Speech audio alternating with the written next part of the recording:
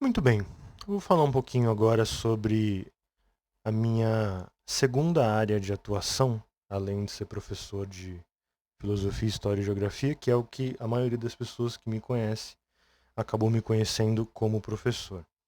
Mas eu também sou psicanalista clínico, desde 2022 especificamente, apesar de estudar isso já desde 2014, no mínimo. Eu já tenho alguns estudos mais superficiais em 2013, mas em 2014, 2015, com certeza eu comecei a estudar isso, principalmente pela filosofia da mente, que abriu, sem nenhum trocadilho, a minha mente justamente para essa área tão fascinante que é a área do cérebro. Mas principalmente pelo meu problema. Eu tenho depressão desde os meus 11 ou 12 anos, mais ou menos. É difícil fazer um rastreio exatamente quando começou, mas sem dúvida foi com o evento da morte da minha avó, que foi minha mãe de criação. Que não é só isso, mas foi o início de um processo que se desencadeou, principalmente ali em 2021, 2022, onde eu atingi o pico ali da minha depressão. Mas desde os meus 22, 23 anos, eu já percebia que eu tinha alguns excessos, mesmo de felicidade, porque existe um senso comum bastante falho de que o depressivo é o sujeito que fica enfiado dentro da cama, sem sair e tal. Também tem, mas na maioria das vezes o sujeito tem um dia normal, assim. Só que ele acaba tendo vários excessos. Então ele tem picos de tristeza, ele tem picos de felicidade, picos de raiva, pico de ansiedade, sempre no extremo. Então eu já comecei a perceber isso e entrei no curso presencial de psicanálise em 2018, que tinha duração de 3 anos. Acabei não conseguindo concluir o meu último ano, justamente porque em 2020 estoura a pandemia, mas aí finalizei no ano de 2022. Bom, eu tô falando isso porque eu sempre me orgulhei muito de ter um atendimento diferenciado, em primeiro lugar, porque eu vivi isso na pele. Então eu sei o que é a vida não ter sentido, mesmo que você seja uma pessoa religiosa. Eu sou religioso desde 2010, assim, com certeza, convicção interna desde 2010, sem dúvida nenhuma. E desde essa época eu enfrento problemas relacionados ao que eu sinto, ao filtro, como diria Kant, ao a priori de como eu enxergo o mundo, por conta da depressão. Então, isso se agravou com o tempo porque eu deixei de lado a minha preocupação, a prioridade, melhor dizendo, de eu me cuidar, de eu me tratar, fui empurrando com a barriga e até que estourou ali em 2019, 2020, somado inclusive ao próprio contexto da pandemia que foi desolador para um monte de gente, inclusive números avassaladores de pessoas que desenvolveram, ou pelo menos que a sua depressão ficou muito mais evidente, justamente naquele contexto de restrições sociais. Enfim, então eu sei o que é isso.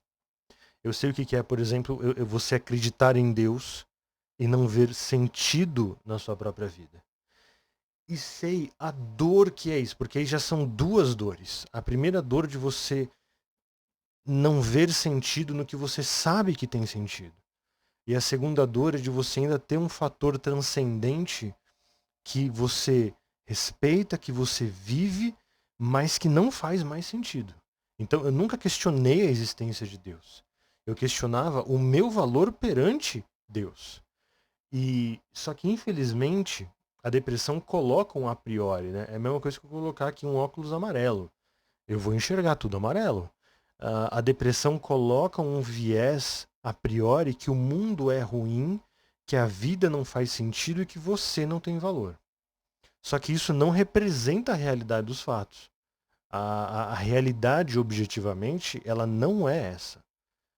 E eu demorei para entender justamente que a maneira como eu via o mundo já era a priori viciada. Não era a maneira como o mundo de fato se apresentava a mim. Então, é muito comum você ver, por exemplo, é, pessoas dizendo assim: ah, o fulano que é suicida em potencial, ele sei lá, ele é um covarde. Não, não é necessariamente isso. É porque ele sente que ele é um peso para as pessoas. Então, existe um estudo do Emile Durkheim, por exemplo, num livro muito interessante chamado O Suicídio, onde ele transforma esse motivador puramente subjetivo em um fato social, da sociologia. Eu não acho que ele tenha de fato conseguido, mas não deixa de ter muita importância o estudo que ele fez. E um dos estudos e uma das conclusões que são válidas até hoje na sociologia é que, por exemplo, pessoas que têm dependentes, sejam emocionais ou financeiras, tendem a se suicidar menos. Eu já vejo hoje isso como um dado que pode ter que ser atualizado.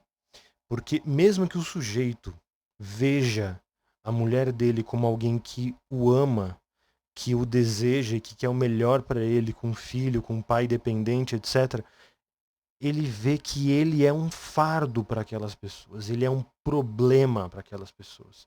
E aí ele busca a solução extrema que é ceifar sua própria existência. Eu sei porque eu tive isso. Eu tentei o suicídio 2 vezes na minha vida. Uma das vezes eu era adolescente para adulto, eu tinha ali entre 16 e 17 anos, mas já moro sozinho desde os 12. E outra vez recentemente, em 2021, se eu não me engano, onde eu tentei novamente. Ou seja, num contexto completamente diferente.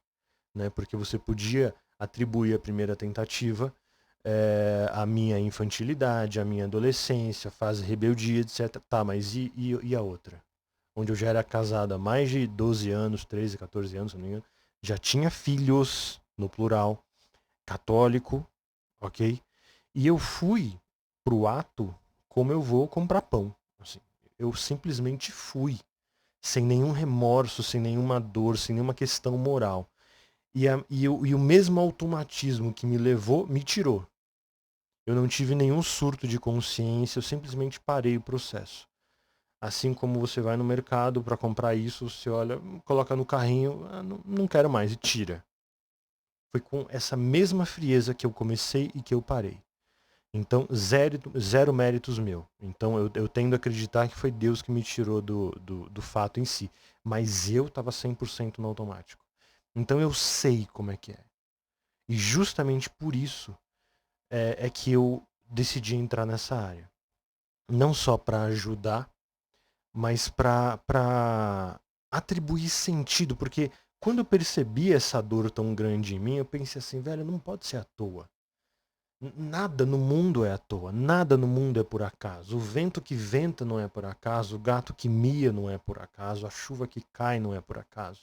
E as nossas experiências, sejam elas positivas ou negativas, também não são por acaso. E não se engane, teologicamente falando, tudo que lhe acontece é para o seu bem, inclusive as coisas ruins. Romanos 8:28 é muito claro ao dizer que todas as coisas contribuem para o bem daqueles que amam a Deus e são chamados pelo seu decreto. E esse todas as coisas inclui coisas ruins. Então, eu pensando nisso, velho, então como é que eu vou transformar esta merda que foi, essa experiência vergonhosa, humilhante, que eu não tenho vergonha de expor, ela é humilhante, ela é vergonhosa para mim, mas eu exponho ela, hoje em dia eu até brinco com ela, porque eu entendo que o humor é uma grande arma, se bem aplicada, nas mãos certas, na medida certa, contra transtornos depressivos, inclusive de ansiedade, traumas, etc. Se bem aplicados e se conveniente, caso a caso, sempre analiso caso a caso, eu vejo assim uma utilidade muito grande, porque isso eu vivo e tirou o peso do monstro da depressão em grande medida quando eu comecei a tirar sarro dessas situações. Não que o meu método seja baseado nisso, não é, mas quando convém eu vejo realmente que isso não só tem valor, como é muito efetivo, diga-se de passagem. Eu pensei assim, velho, como é que eu posso transformar essa situação tão bizarra em algo bom, algo frutífero, não só para mim, mas também para os outros, para que eu possa atingir outras pessoas e ajudar no que eu não fui ajudado, inclusive. E aí que eu tive a ideia da atuação no campo da psicanálise. Então, mas aí teve um problema. Porque a faculdade de psicanálise, de pós-graduação em psicanálise, geralmente pega os autores clássicos. Pega Lacan, Jung, Freud e ok. Tem valor? Claro que tem. Eu estava conversando ainda esses dias com a minha esposa que nada é 100% ruim. Você sempre vai ter lampejos, mesmo uma desgraça absurda, lampejos de bondade. Né? Vide os campos de concentração nazistas. Você tinha, de fato, aquele inferno na Terra, mas, de outro modo, você tinha, sei lá, uma Operação Valquíria. Você tinha um Schindler, que mesmo em meio àquela desgraça, você vê lampejos de bondade. Nos campos de concentração comunistas, a mesma coisa. O Viktor Franklin mesmo conta que haviam soldados ali que pegavam da parte mais profunda do sopão, que era onde a ervilha caía, os grãos caíam para poder sustentar as pessoas e não dar só água salgada, que era o que estava na superfície. Então, nada é 100% ruim, inclusive a psicanálise clássica freudiana, junguiana e lacaniana, ok?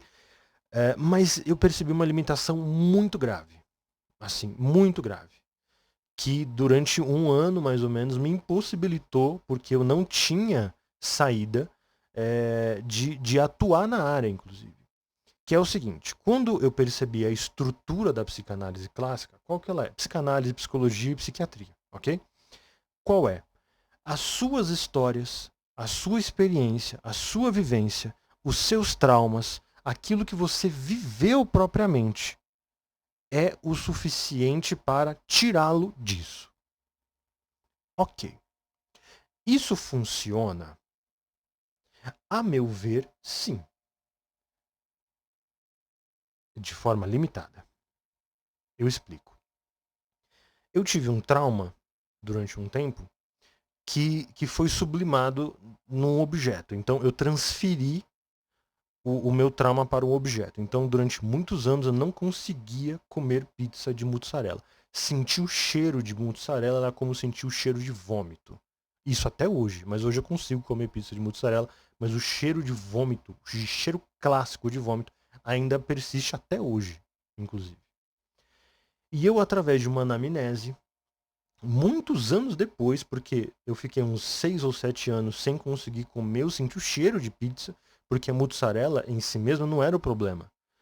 Porque você pega a mussarela e coloca na chapa, você sente cheiro de queijo quente.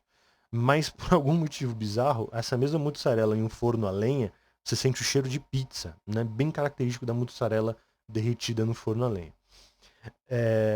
Durante uns 6 ou 7 anos eu não conseguia nem sentir o cheiro, mas, sei lá, um dia eu fui comer e comi. Assim, consegui comer. Passado uns anos, eu fiz uma anamnese. E nessa anamnese, eu descobri o seguinte. Uma vez, com 6 ou 7 anos de idade, eu estava jantando num restaurante e eu, com meu avô e minha avó, que era meu pai e mãe de criação, ambos já falecidos, e uns amigos. E quando eu olhei, ouvi uma barulheira, quando eu olhei pro lado tinha gente esmurrando a porta, o pessoal do restaurante fechando aquela porta de aço e tal, aquela barulheira. Eu não sei se teve tiro, sinceramente eu não sei, talvez tenha tido, que todo mundo se abaixou e se enfiou debaixo das mesas. Então provável, eu não me recordo de ter ouvido tiros, mas provavelmente deve ter tido tiro sim. Do contrário, eu acho que não teriam entrado debaixo das mesas. E eu lembro que eu fiquei assustadíssimo. E foi a primeira vez, fazendo um rastreio, provavelmente a primeira vez, que não só eu temi pela minha vida, mas eu vi as pessoas que foram as minhas bases de construção da personalidade, valores morais, etc., também temendo pela sua vida. Que era meu avô e minha avó, que também se enfiaram debaixo da mesa. Uma curiosidade interessante que eu cheguei a espiar, assim. Eu levantei a cabeça e olhei tudo como se estivesse vazio, né? Mas estava lotado, porque estava todo mundo embaixo das mesas. E quando eu olhei para o lado, o nosso amigo comendo normalmente, assim, como se nada tivesse acontecido, porque ele era carioca. Então aquilo ali é só mais um dia normal na vida dele. O João Ataíde. João Ataíde não. O João Ataíde é outra pessoa. O João. Pai de um ex-amigo meu, inclusive. Vivo até hoje. Então, mas o que tem isso a ver com o trauma de pizza? O que nós estávamos comendo? Pizza de mussarela no restaurante Baleia Branca de Ubatuba. Que hoje eu não sei se ainda existe ou se é só pizzaria, mas na época era pizzaria e era pizza de mussarela. Eu conferi esse fato, não só com o meu avô quando ainda era vivo, mas inclusive com o próprio João, que confirmou que era pizza de mussarela. Porque na época a gente era pobre e era a pizza mais barata que tinha. Bom, note como a minha cabeça me pregou uma peça. Então, para evitar a dor do trauma, eu joguei o problema no objeto. Então, se fosse um hambúrguer, seria um hambúrguer. Se fosse, sei lá, um prato de lasanha, seria lasanha. Então, eu jogo o problema pro objeto e livro a minha mente do sofrimento.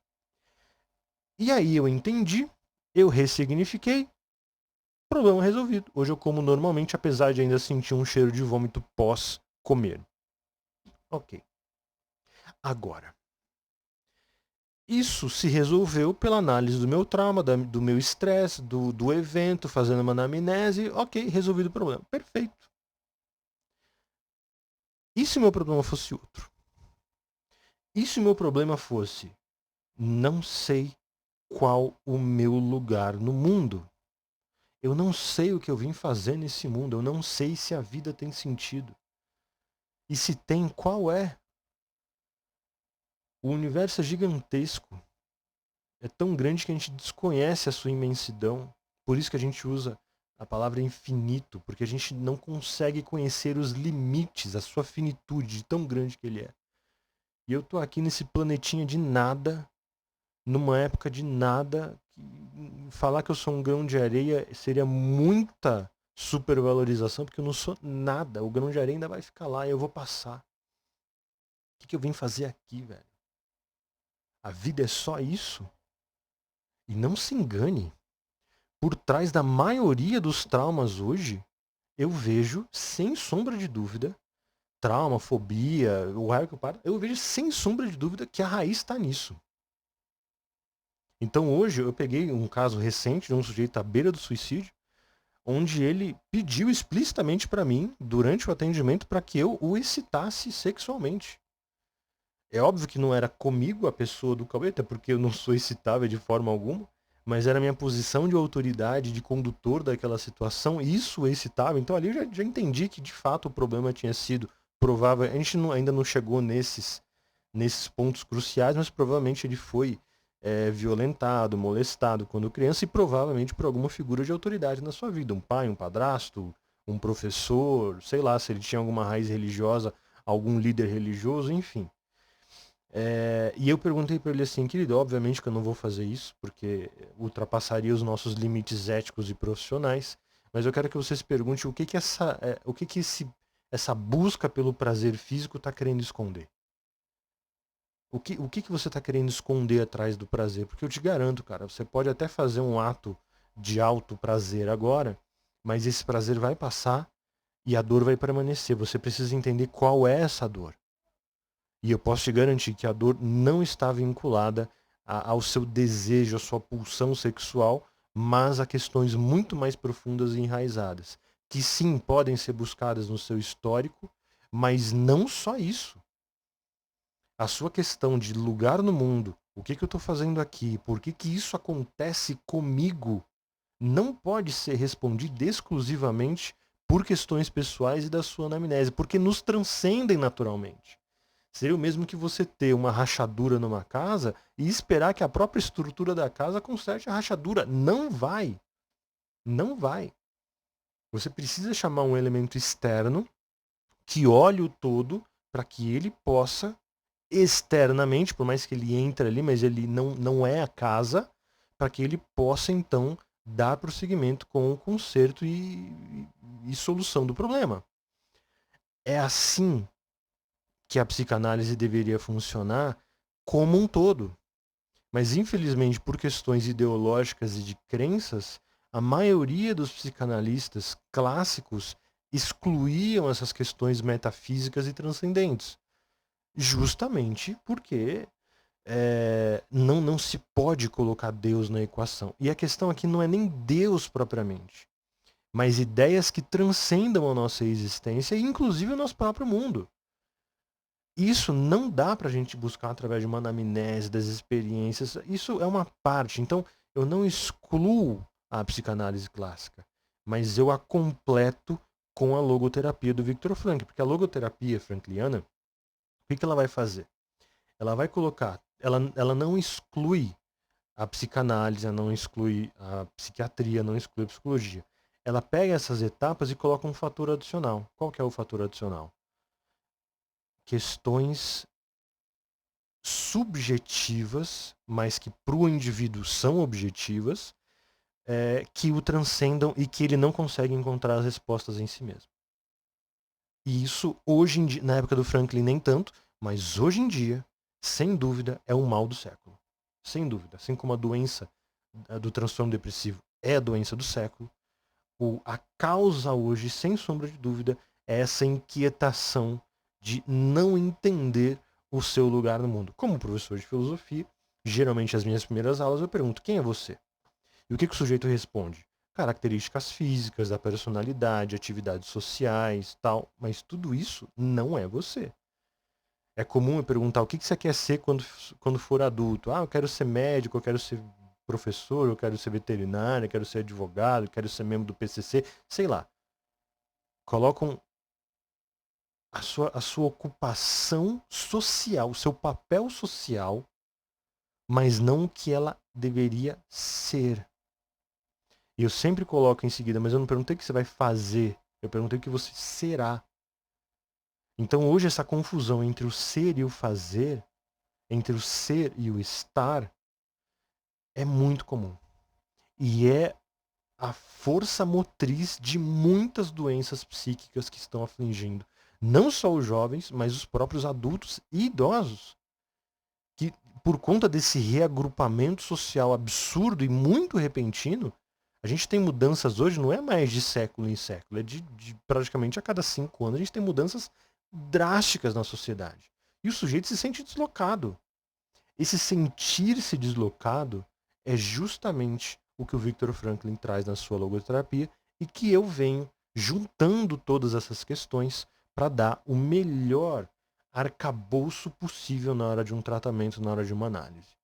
Ok? Então é isso. Se você estiver interessado em buscar o meu atendimento, os atendimentos são feitos sempre de forma online.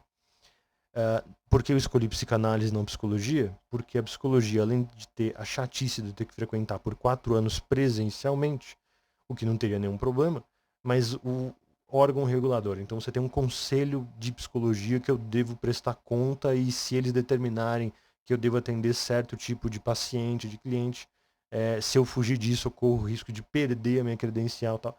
A psicanálise já foge disso. Eu tenho total liberdade de atuar da maneira que me convém e que o paciente assim desejar. Paciente analisando, eu falo paciente que é o jeito comum das pessoas entenderem, mas tecnicamente eu analisando.